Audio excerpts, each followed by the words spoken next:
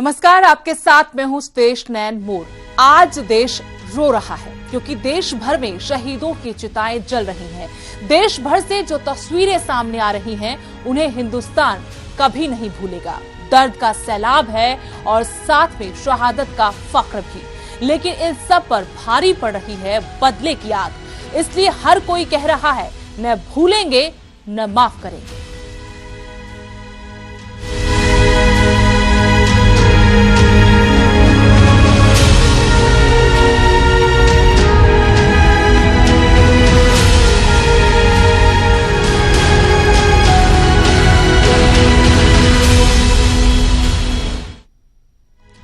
पुलवामा आतंकी हमले में शहीद कांगड़ा के तिलकराज का पूरे राजकीय सम्मान के साथ अंतिम संस्कार किया गया। शहीद को अंतिम विदाई देने के लिए लोगों का सैलाब उमड़ पड़ा।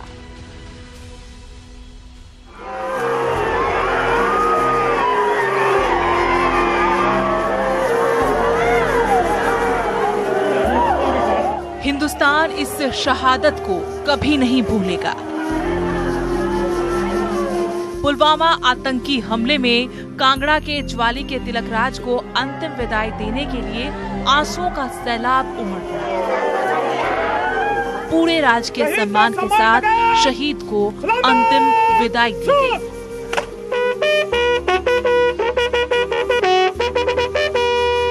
खुद सीएम जयराम ठाकुर और केंद्रीय मंत्री जेपी नड्डा भी अंतिम संस्कार में शामिल हुए। तिरंगे में लिपटे बेटे को देखकर मां का कलेजा भी कांप गया। इस मासूम के सर से पिता का साया छिन गया। पत्नी के लिए यकीन करना मुश्किल था कि उसका सुहाग उजड़ गया। पाकिस्तान की इस कायराना हरकत से देश गुस्से में है। लेकिन सवाल है कि आखिर बलिदान का बदला कब लेगा हिंदुस्तान? हमारे पास बहुत सक्षम नेतृत्व है आदरणीय मोदी जी के रूप में। उन सारी बातों को लेकर के पाकिस्तान के साथ किस प्रकार से उनको जवाब देना है, कब देना है, वो निर्णय वो करेंगे। और पिछले कल हमने हिमाचल प्रदेश की विधानसभा में प्रस्ताव पारित किया है कि ऐसे में आदरणीय प्रधानमंत्री जो भी निर्णय लेंगे, पूरा हिमाचल उनके साथ चट्टान की तरह खड़ा हो। हमारी पैरामिलिट्री फोर्स, हमारी पुलिस ये सक्षम है और इस तरह के वारदात होते रहते हैं। हमें बहुत ज़्यादा विचलित नहीं होना चाहिए। वारदात होते रहते हैं, उसमें हमारा देश बिल्कुल सक्षम है, हमारी सेना सक्षम है, पैरामिलिट्री सक्षम है, पुलिस सक्षम है। 2 मई 1988 को जन्मे तिलकराज साल 2007 में सेना में भर्ती हुए थे। तिलकराज सीआरपीएफ में श्रीनगर में कार्यरत थे। 11 फरवरी 2019 को ही घर से छुट्टियां बिताकर वापस ड्यूटी पर लौटे थे। लेकिन क्या पता था कि अब उन्हें सिर्फ तिलकराज के शहादत की खबर आएगी। जैसे ही ज्वाली के जंद्रोह गांव में तिलकराज का पार्थिव शरीर पहुंचा, दुख और आंसुओं का सैलाब उमड़ पड़ा। चीख पुकार और मातम पसर गया। और जब अंतिम विदाई का वक्त आया तो नम आंखों से लोगों ने देवभूमि के इस सपूत को श्रद्धांजलि दी। लेकिन जब तक हिंदुस्तान इस बलिदान का बदला नहीं लेता, तब तक इस मां के कलेजे को ठंडक नहीं मिलेगी। कांगड़ा से विचित्र शर्मा, न्यूज़ 18 हिमाचल। पूरा देश इन शहीदों की शहादत को नमन कर रहा है। और अब बात एक ऐसी पहल की जिससे किसानों की तकदीर बदल रही है। किसानों की आय कैसे दोगुनी हो, इसके लिए समय समय पर कई कदम उठाए गए हैं। एग्री समिट भी एक ऐसी ही पहल है जिसमें किसानों को न सिर्फ जागरूक किया जा रहा है, बल्कि कैसे देश का किसान खुशहाल हो, इसकी भी कोशिश की जा रही है।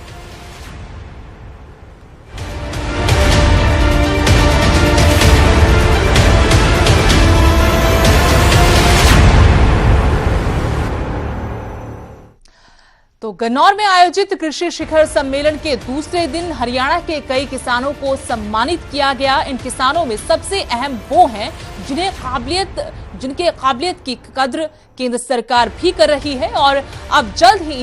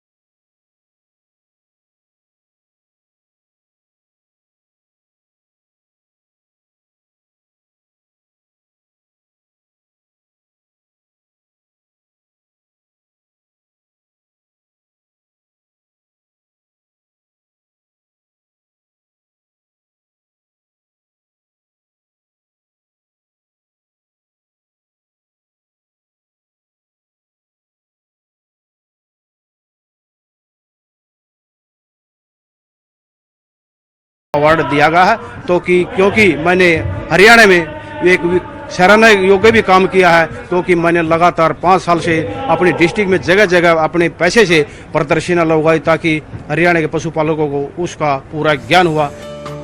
ये सिर्फ हरियाणा के लिए ही नहीं बल्कि पूरे देश के किसानों पशुपालकों के लिए रोल मॉडल है।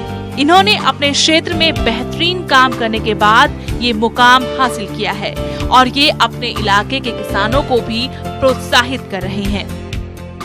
1998 में मैंने बेबीकॉर्न की खेती शुरू की थी।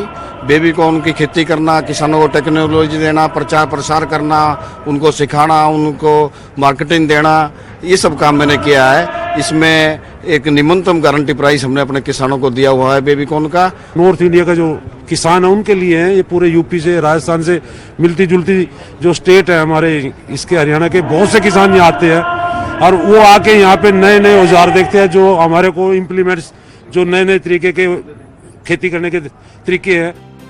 काबिले गौर है कि पिछले 4 सालों से एग्री समिट का आयोजन किया जा रहा है। इस बार रोजाना समिट में शामिल होने वाले किसानों को कूपन भी दिया जा रहा है, जिसका ड्रॉ निकाला जाएगा। इसमें एक किसान को बड़ा ट्रैक्टर, एक को छोटा, एक को बुलेट मोटरसाइकिल और एक महिला को स्कूटी दी जा रही है। यानी इस बार किसानों का मनोबल बढ़ाने के लिए ज्ञान के साथ सम्मान और इनाम भी दिया जा रहा है। गन्नौर से अंकित दानी की रिपोर्ट, न्यूज़ 18 हरियाणा।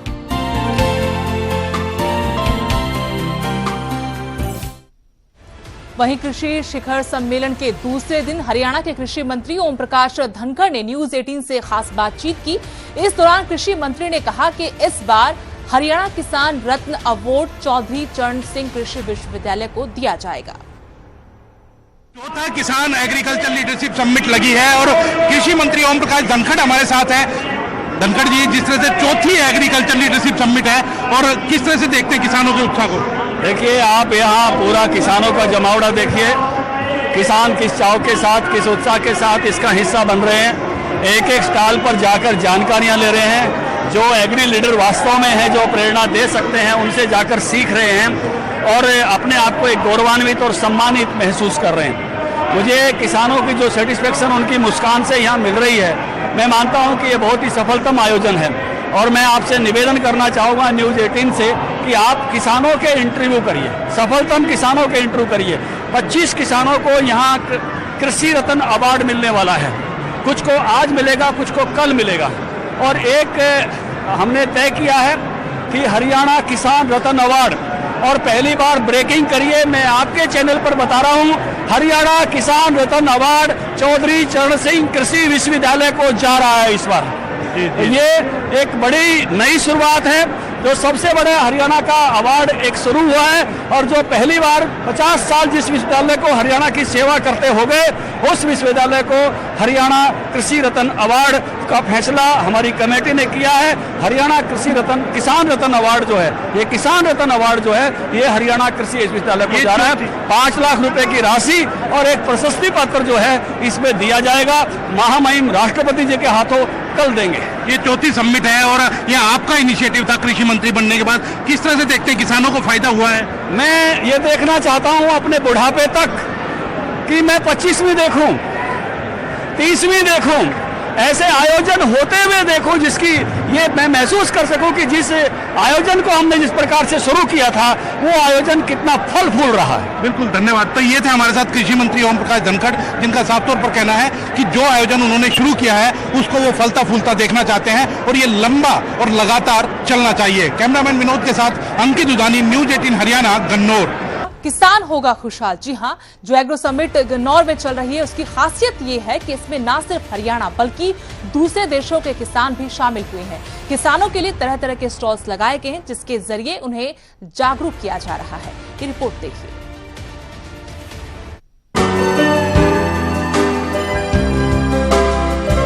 ये पशुओं के स्टॉल, फलों, सब्जियों, कृषि उपकरणों, कृषि उत्पादों के स्टॉल, ऐसे कुछ 65 स्टॉल्स एग्रो लीडरशिप समिट में लगाए गए हैं। सिर्फ पशु प्रदर्शनी के लिए 2 हॉल बनाए गए हैं। इनमें अपनी अपनी सर्वश्रेष्ठ खासियत रखने वाले पशुओं को रखा गया है। इसके अलावा फलों, सब्जियों, बागवान और कृषि उपकरण के स्टॉल्स किसानों के आकर्षण का केंद्र बना हुआ है।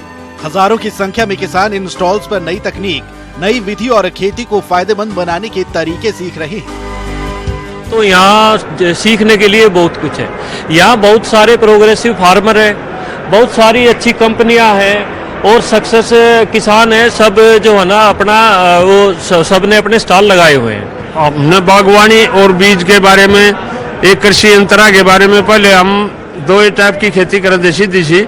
इसमें कई तरह की खेती करने का हमारे को ज्ञान मिलेगा और काफी यंत्रा का भी पता लगा। किसान के मामले में खेती बाड़ी के जो भी उत्पादक है, जो फायदे के लिए चल रहे हैं, दिखा रहे हैं, उसके बारे में हमने भी ज्ञान हो रहा है। कृषि शिखर सम्मेलन में कृषि, बागवान और पशुपालन विभाग के कई स्टॉल लगे हैं, जिसमें किसानों को खेती के अलावा बागवानी और पशुपालन में मुनाफा कमाने के गुर सिखाए जा रहे हैं। आज के टाइम में जैसे जैसे जोत घट रही है, ऐसी स्थिति में ये जरूरी है कि बागवानी जैसी फसलें हैं वो किसान अपनाएं। इसमें कम एरिया में आमदनी है अच्छी मिल जाती है।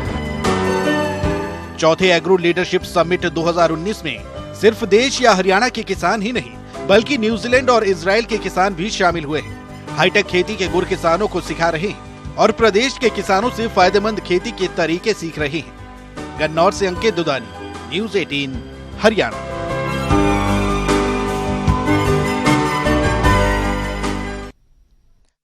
अध्यक्ष कंवरपाल गुर्जर ने भी सरकार की इस पहल की जमकर सराहना की। कंवरपाल गुर्जर ने कहा कि इस तरह के आयोजन से किसानों का मनोबल बढ़ता है, उन्हें काफी कुछ सीखने को भी मिलता है। विधानसभा अध्यक्ष से खास बातचीत की न्यूज 18 संवाददाता अंकित दुधानी ने। दूसरे दिन मुख्य अतिथि के तौर पर कंवरपाल गुर्जर विधानसभा स्पीकर पहुंचे हैं, उनसे बातचीत करते हैं। कंवरपाल जी, जिस तरह से ये एग्रीकल्चर लीडरशिप समिट की जाती है, चौथी लीडरशिप समिट है, कैसे देखते हैं किसानों को फायदा होगा? देखिए, इससे बहुत ही लाभ है। पहली बात तो यह है कि जो लोग अच्छा काम कर रहे हैं उनका उत्साह बढ़ता है, सरकार उनको सम्मान देती है और इतनी बड़ी संख्या में लोग आते हैं, वो देखते हैं कि इसने कुछ किया तो एक तो उसको सम्मान मिलता है, उसका उत्साह बढ़ता है और दूसरा है कि जो उसके पास जानकारी है वो सब तक जानकारी पहुंचती है। यहाँ प्रदर्शनियां भी लगाई गई है किसानों के लिए, अलग अलग तरह की यंत्रों की प्रदर्शनियां लगाई गई, बीजों की, अलग अलग जो सब्जियों की किस्म है उसकी प्रदर्शनियां लगाई गई है, पशुओं की प्रदर्शनियां लगाई गई है, कैसे देखते हैं उसको? नहीं, इसका बहुत ही लाभ होने वाला है। एक तो बड़े स्केल का एक कार्यक्रम है और कई दिन का कार्यक्रम है और सभी विशेषज्ञ यहाँ पर हैं, वो जानकारी भी देते हैं उसकी। मतलब कोई भी बात अगर आपको जाननी है तो उसकी जानकारी देने के लिए भी एक बहुत अच्छे लेवल के जो अधिकारी हैं वो यहाँ हैं, जो अच्छी जानकारी दे सकते हैं। तो निश्चित तौर से इससे किसानों को भी लाभ है और देश को भी लाभ है। किसान दूसरी फसलों को भी उगाए, जैसे जो परंपरागत खेती है उसको ना करके और दूसरी फसलों को भी उगाए, उसके लिए भी प्रोत्साहित करें। बिल्कुल बिल्कुल, ये बहुत ही जरूरी है। देखिए अभी क्या रहा कि पिछले कुछ साल में कुछ 3-4 फसलें ऐसी हुई जिनको सारा जोर लगा दिया, एक गेहूं, धान, गन्ना सब इसके ऊपर ही रहा, और फसल का फेरबदल होना चाहिए। इससे जो जमीन है उसकी उर्वरा शक्ति भी बनी रहती है, उससे भी लाभ है, और जमीन का एक उसकी जरूरत होती है, इसको बदलाव करने की जरूरत होती है। लेकिन हम अपने लाभ के उसमें ना, क्योंकि उसके फसल का बेचने में आसान है, उसके रेट अच्छे हैं, इसलिए हम उस पर ध्यान दे रहे थे। लेकिन आने वाले टाइम में उसका बहुत बड़ा नुकसान होने वाला था। तो यहाँ जानकारी मिलती है केवल गेहूं और धान से ही कमाई नहीं है, दूसरी फसलें भी ऐसी हैं जिनमें इससे भी ज्यादा पैसा हम कमा सकते हैं। तो ये स्पीकर कंवरपाल गुर्जर, जिनका साफ तौर पर कहना है कि जो परंपरागत खेती है उससे हटकर भी किसान अगर खेती करेगा तो ज्यादा फायदा ले सकता है। कैमरामैन विनोद के साथ अंकित दुदानी, न्यूज 18 हरियाणा, कन्नौर। अब बात करेंगे 11 करोड़ के भैंसे की। जी हां, सुनकर आप हैरान होंगे, लेकिन एग्री समिट में मर्सिडीज से भी महंगा ये भैंसा किसानों लोगों के बीच चर्चा का विषय बना हुआ है। और इस बुलेटिन के आखिर में इसी पर एक खास पेशकश आपको दिखाते हैं। मुझे दीजिए इजाजत, नमस्कार। चौथी एग्रीकल्चर लीडरशिप समिट के अंदर जहां किसानों के लिए प्रदर्शनियां लगी है, वहीं पशुओं का भी मेला लगा हुआ है। पशु आप देख सकते हैं कि ये झोटा है, जो हरियाणा के अंदर झोटा कहते हैं, वो ये है झोटा। और ये झोटा आप उम्मीद कर सकते हैं कि कितने पैसे का ये झोटा होगा, कितने रुपए का ये झोटा होगा। कोई उम्मीद इसके ऊपर लगा नहीं सकता, क्योंकि ये हजारों में नहीं, लाखों में नहीं, बल्कि करोड़ों में इसकी कीमत है। 11 करोड़ रुपए का ये झोटा है, 11 करोड़ रुपए इसकी कीमत है। कहीं ना कहीं जो बड़े बड़े फिल्मी स्टार को, बड़ी बड़ी लग्जरी गाड़ियों को, बड़े बड़े फ्लैट्स की कीमतों को ये फेल करता हुआ नजर आ रहा है। और ये केवल झोटा नहीं है, जो इनको पालते हैं उनके लिए बेटा है, बेटे की तरह वो इनको पालते हैं। हमारे साथ खुद जो पालने वाले दल सिंह हैं, उनसे बात करते हैं, उनसे जानते हैं क्या नाम है इसका। कमांडो जी। कमांडो नाम है। कब से पाल रहे हैं आप? ये बच्चा पाला था जी। बच्चा पाला था। हाँ। अब क्या कीमत है इसकी? कीमत 11 करोड़ है जी, लगे थी। क्या क्या खाता है एक? ये 10 किलो दूध पीता जी, 10 किलो दाना खाता है, और देखभाल सेवा हरा चारा देते हैं। तो इसको किस तरह से पालते हैं आप? बड़े बच्चे की तरह पालते हैं, जैसे बच्चे को पालते हैं ऐसे इसको पालते हैं। पूरी मेहनत करनी पड़ती है। तो कहीं ना कहीं आकर्षण का केंद्र बना हुआ है ये मेरठ में पहले स्थान मेरठ का जीता है। अब की बार फिर ये महाराष्ट्र में गया था, वहाँ चैंपियन बना है महाराष्ट्र में।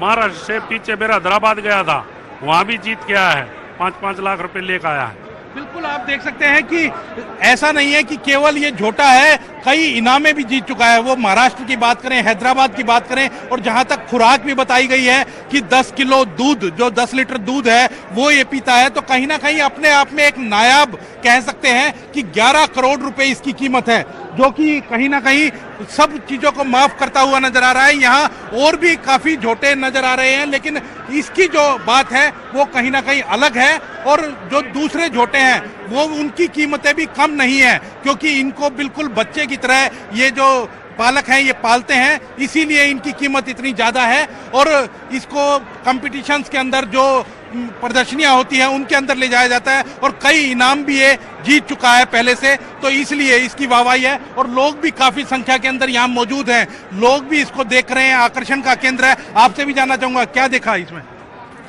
सारा में हाइट बढ़िया है जी इसकी, और खूबी बहुत अच्छी है, कलर फैट सब कीमत अच्छा ले रहा है जी। कलर 11 करोड़ रुपए का है तो लगता है?